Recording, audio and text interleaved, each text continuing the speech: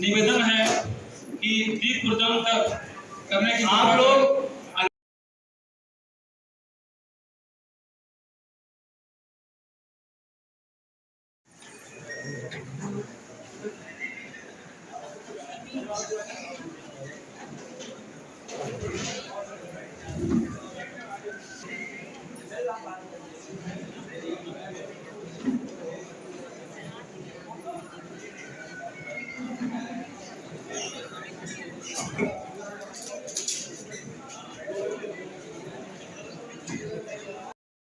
और जो आंगनबाड़ी में बच्चे हैं उनके लिए कोई सुविधा नहीं है। मैंने शिकायत भी चेक भी की थी मैंने। उसका मैं बताइए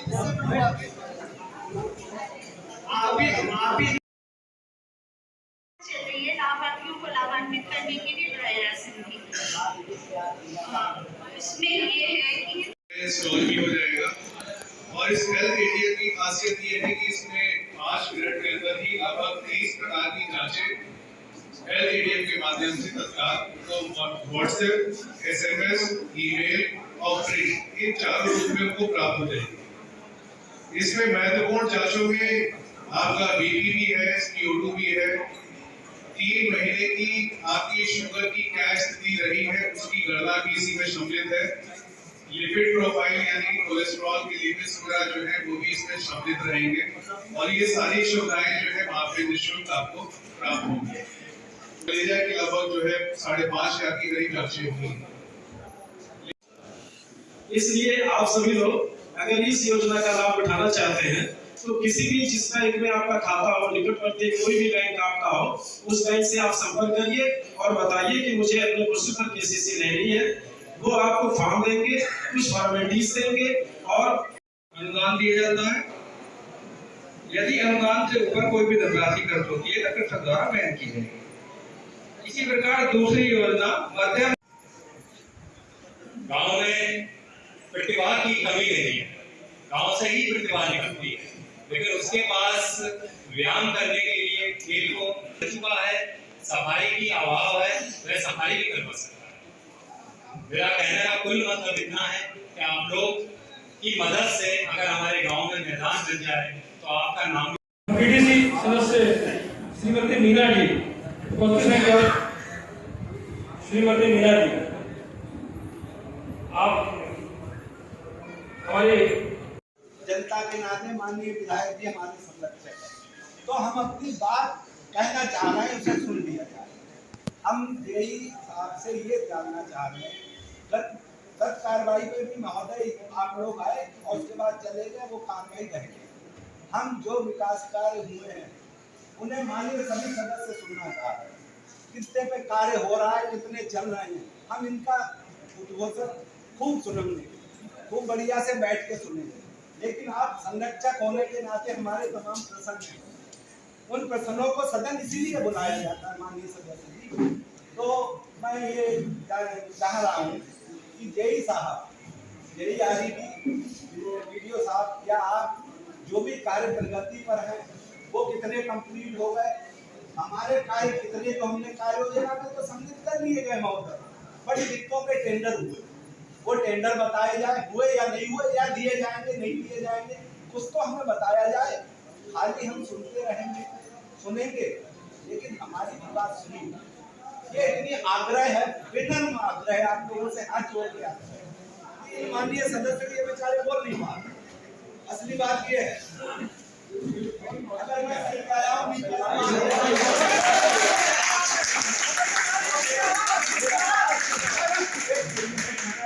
मैं आग्रह कर रहा हूँ माननीय सदस्य, आप हमारे संरक्षक हैं विधानसभा में। माननीय नवनीत शुक्ला जी हमारे राष्ट्रीय अध्यक्ष BDC संघ के, उन्होंने आपके बुलाया था। उसके बाद एक शासनादेश हुआ था, उस शासनादेश का अनुपालन नहीं हो पा रहा है महोदय, वो शासनादेश का अनुपालन नहीं हो पा रहा है। उस शासनादेश में 6 मीटिंग महोदय होनी चाहिए वर्ष, जो इस वर्ष में द्वितीय मीटिंग है। पहली मीटिंग अप्रैल में हुई, दूसरे वर्ष में एक वर्ष में माननीय मुख्यमंत्री जी ने शासनादेश की 6 बैठक कराई है। 6 में से ये अब इतने बताया जाए। दूसरा सर, ग्राम पंचायत में शासनादेश मानी तो सामने आया हो 15 में तक हम 30% कार्य ग्राम पंचायत में बीडीसी मेंबर द्वारा सेंटर वो कराए नहीं जा रहे। ये प्रसंग मनरेगा के कार्य हमारी कार्य योजना ली जा रही है, ये शासनादेश है। कल हम लोग आपसे मिलने भी गए थे इसी संबंध में, बदायूं के लोग भी आए थे। सभी सदस्यों का 3 लाख का बीमा है जो हताहत हुए हैं, कम से कम इन्हें एक बीमा बॉन्ड उपलब्ध करा दिया जाए सरकार से आग्रह करके, या माननीय डीपीआरओ साहब इन सबों को एक बीमा बॉन्ड उपलब्ध करा दे, बाद में उससे सबको बीमा मिल जाएगा अगर हताहत होते हैं। बीमा में स्टाफ है, सचिव है, सहायक है जो परीक्षण कर सकता है, बस वास्तविक स्थिति ला सकता है, देख के कि हाँ यहाँ कार्य जरूरी है, बता सकता है माननीय प्रमुख जी को कि सर वहाँ पे बहुत जरूरी है, उससे पहले टेंडर दिया जाए। चौथी बैठक है, 6 समिति में कौन माननीय सदस्य है, इनमें से कौन नहीं है, आज तक उसकी सूचना बैठक में नहीं दी गई। मेरा वीडियो साहब से आग्रह है उन समितियों में कौन कौन सदस्य सम्मिलित है उन्हें सार्वजनिक किया जाए। क्या वीडियो साहब बताएंगे कि इसकी कोई सूचना आपके पास आई है कि बीडीसी का प्रशिक्षण कार्यक्रम कब लगेगा, उसकी सूचना दी जाए। तो पूरे प्रदेश में पहचान मिली है, तो उस कारण ये सब सरकार ने संज्ञान लिया। मैं चाहता हूँ हमारे बिलासपुर में महोदय भी इसका संज्ञान ले और इन लोगों से बात करें।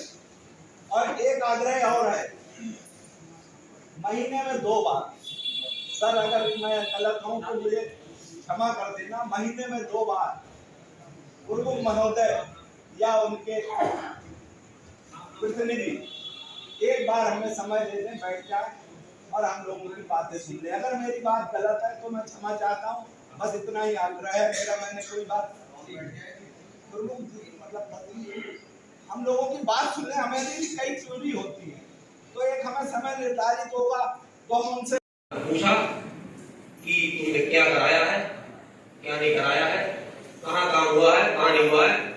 एक भी आप लोग बता दे हाथ उठाकर कि कहाँ पे बोर्ड लगा है 10 वर्ष का, 10 वर्ष में कितने बोर्ड लगे, कितने काम हुए, आप लोग बताइए। आप प्रधान लोग बैठे हैं, क्षेत्र पंचायत तो बदल जाते हैं, प्रधान भी बदल जाते हैं, मगर अभी भी कम से कम मंचसी और हमारे सामने सभागार में बैठे सभी प्रधानगण एवं क्षेत्र पंचायत सदस्य सभी भारतीय जनता पार्टी सरकार में पूरी तरीके से सुरक्षित हैं, खुले हैं, अपनी बात को बिल्कुल अच्छी तरीके से रख सकते हैं और आपका सम्मान निरंतर होगा।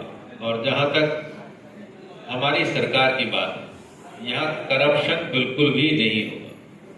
आप लोग चिंता करते हैं, निश्चित ही कहीं पे भी बताइए, नहीं हो तो मुझे बताइए, कहीं भी आपको लगता है ठीक कार्य नहीं हो रहा है, कहीं पे भी आपसे कहीं पैसे मांगे जा रहे हैं, चाहे ये ब्लॉक में कहीं मांगा जाए और कहीं पे भी मांगे जाए, आप तुरंत मुझे बताइए। किसी भी